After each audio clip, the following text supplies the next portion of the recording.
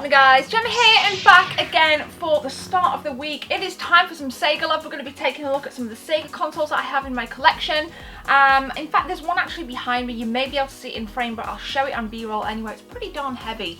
But before we do that, I just want to say a massive thank you to everybody that subscribed recently. I need 30 seconds of your time just to give you a little bit of an update on exactly where things are at. Now, you guys have been seeing me tease certain kind of images, teasers over on my Instagram as to the new Lady Lounge, and a lot of things have happened with the channel recently, what with the updated kind of banner art. You know, I'm really kind of revamping things, and sometimes, well, most of the time, creators can only be as good as you guys that sub, share videos, come on streams, donate, you know, Patreon, whatever it is. And with that, I've completely revamped Patreon. There's going to be a lot more behind the scenes vlogs, including a sneak peek of the Lady Lounge. So go ahead and click the link at the end of this video. It'll be on the end slide, but it will be linked in the description as well. If you guys want to come over and support me as a creator, as your creator, over on Patreon, there are now different thresholds of support with different rewards and different kind of access to upcoming content.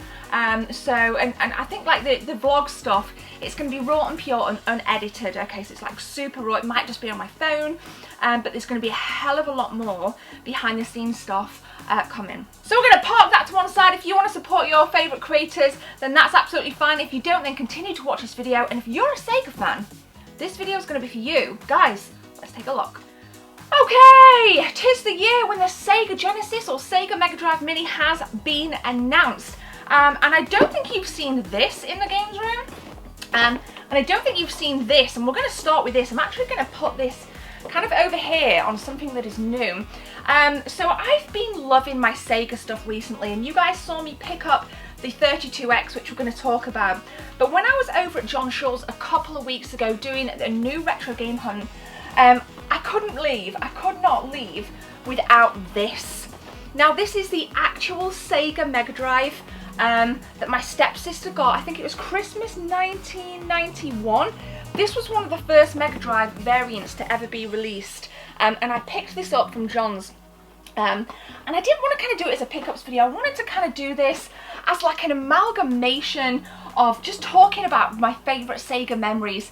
Now, like I said, this was one my stepsister got for Christmas. And my brother and I got a bike, and then there was a knock at the door and her dad was there, and she got this along with Moonwalker, and I think later that month we got Sonic 1. So she got this, and guys, we just played the crap out of Ultra Beast and Michael Jackson's Moonwalker, which was a ton of fun. So I'm like doing this retro game hunt, and I'm looking at this on the top shelf thinking, that is exactly what my stepsister had. I mean, the back, and this box is in really nice condition, by the way. The back doesn't even have any artwork yet. I love how it's all just text. And for me, that adds to that kind of nostalgic feeling, because I remember seeing this box as a kid. A lot of the later boxes do have artwork on, but for me, I kind of just like the fact that it's all just text in different languages. I just absolutely love this. Now, unfortunately, it is missing the game. But I have a copy of the game boxed anyway, so that's not too bad. That's not too much of an issue. And I think Sega have made a huge comeback this year. Let's just take a look at like the Shenmue 1 and 2 HD that's coming. And then we've got Shenmue 3 coming. I mean, Sega are literally knocking it out of the park. My nephew's gotten into Sonic. We've got Sonic Mania. So I think Sega's definitely been in the forefront of a lot of gamers' minds over the last year, and this is why I wanted to put this video out, just to kind of bring everything together in terms of kind of consoles, hardware, and look at why and how important this machine was back in the day. So let's just put this over here. Now I just want to kind of, oh, excuse me guys. So this was the kind of first console, this was the first Mega Drive I ever played, that variant.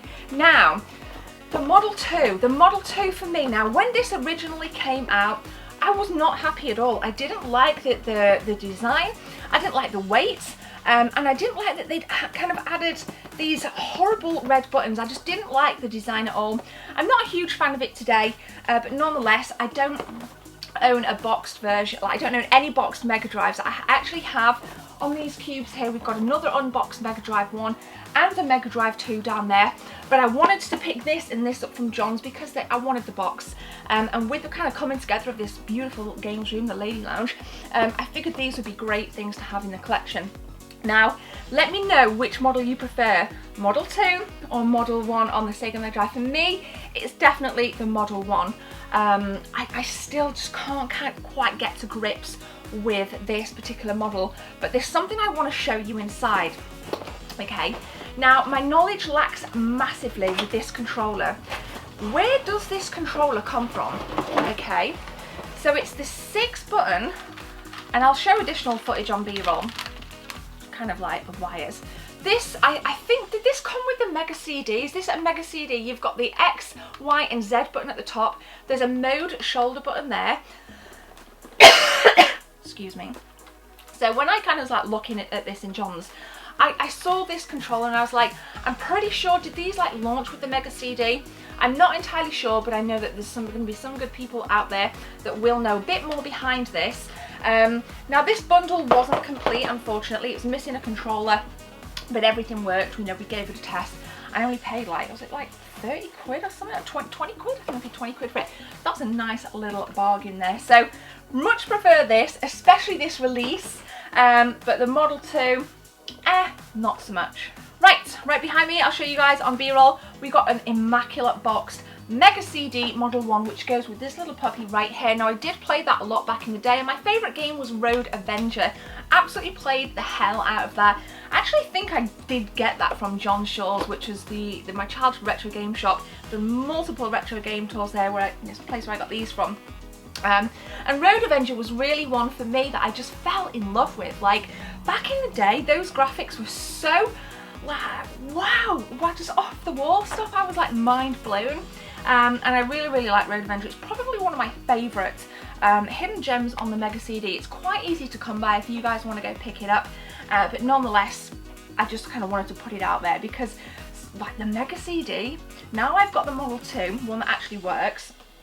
I'm going to be beefing out my Mega CD collection, and I think it was the last gaming market I went to. I managed to pick up Final Fight CD, so I'm really looking for some recommendations on some reasonably priced Mega CD games. Hit me up in the comment section below and let me know what else I need to look out for, because I'll be brutally honest, with the Model 2, which is here, and the Model 1, at this point in my kind of gaming credentials, my kind of gaming career, if you would, I started to kind of, I think I was about to go to, like, I was in my like latter years in school, and I kind of didn't give as much time to gaming as what I did growing up in those early years, in the 16-bit period. So my knowledge, kind of, there's a bit of a grey area. So this is why I love doing these videos, because you guys always slam some awesome recommendations. So let me know that on the Mega CD games. Okay, you've seen it in a pickups video. The Mega Drive 32X, compatible with the Model 1 and Model 2, and also whilst using a Mega CD as well. So this thing really does have some nice variants to how it's played. I picked up 3 games. If you've seen the video, in fact I'll probably link it in the cards, go and check that out after this. You'll see how immaculate this is inside, and there are some wires that are factory sealed. And I think I'm definitely going to be really padding out my 32X collection, because the library for the 32X isn't as vast as the Mega CD, and it's definitely nowhere near as vast as the Sega Mega Drive or Sega Genesis library. But this was completely lost on me as a kid. I actually don't remember seeing any of these knocking around. Like, we would go in Woolworths, we would go in Blockbuster, and sometimes Toys R Us, because there weren't that many game stores around when I was growing up, and I just don't remember seeing these anywhere. So if you live in the UK, where would we have found one of these as a kid? Like, where the hell would we have found one of these as a kid?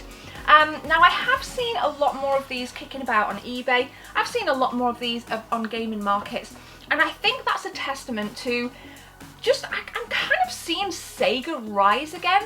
You know, it's been Nintendo, you know, what with the Switch and what with the Wii U. And Sega, kind of for me, over the last 7 to 8 months have really stepped up the game. Like I mentioned at the beginning of this video, you know, with the Shenmue stuff coming out. So I think we're going to actually see a price rise in the Sega stuff. That's what I think we're going to see. I think it's now a lot of people are kind of thinking about it a lot more. I've certainly spent a lot more on Sega products than what I have Nintendo, probably over the last 7 to 8 months. So I think that that's a testament to how well Sega are doing, and I'm super stoked actually, guys. I'm really stoked that Sega are actually doing some awesome stuff. I would love to see another console from them. I would love to see another console from them. But we've got one more console to talk about. I've deliberately left it out here, guys. It is the Sega Dreamcast. And here it is. And here it is. It is boxed. I keep my Sega Dreamcast boxed for some reason. Again, another kind of console for me. I was coming towards that, you know, kind of leaving school, going to college. So I didn't play any games, any consoles as much as what I should have done, really. And I do actually, that is probably one of my gaming regrets, not giving as much time to things like the 32X and the Sega Dreamcast. This thing definitely didn't get the marketing that it deserved, and it's a damn shame because there were some great games. Unfortunately, I didn't really like the Sonic Adventure games that came out. I wasn't really into kind of the whole 3D Sonic world, just as I found it quite difficult to get used to Mario 64 when that came out in the mid-90s. But there are some great games. Shenmue, I mean, the Dreamcast gave us Shenmue, you know, and you think of the Dreamcast now and you think, like, what would this machine have been without it? And you guys kind of, like, thinking back to E3 when Shenmue 3 was announced, like, a couple of years ago, like, people went nuts for it. There's a whole huge, massive core fan base for this still, and I think it needs to be talked about. We need to give the Dreamcast more love. We need to give Sega more love. Like, I'm so stoked that I'm finally, you know, as an adult, getting into my Sega a lot more than what I did as a kid. It was not as cool to be in Sega, where in my particular kind of culture, I don't know about yours, in my little kind of clique of friends, it was all about the SNES. But no, you know what, growing up, the Sega for me, guys, I'm loving it. So, we got some beautiful Sega memories, some really nice Sega consoles here. What Sega consoles do you own? Let me know in that comment section below. And if you enjoyed the video, don't forget to leave a thumbs up and hit that subscribe button, because we have loads coming. And there will be a new tour of the Lady Lounge coming when it's done. Don't forget there is that sneak peek on Patreon if you want to support creators in a different way. Everything you need to know in terms of social media stuff is all in the description below. Psh, that's unimportant anyway. But for now, let me know again what your favourite Sega console is. Have a gorgeous one. I don't really think there's anything else left to say. My name's Gemma, take care, see you soon.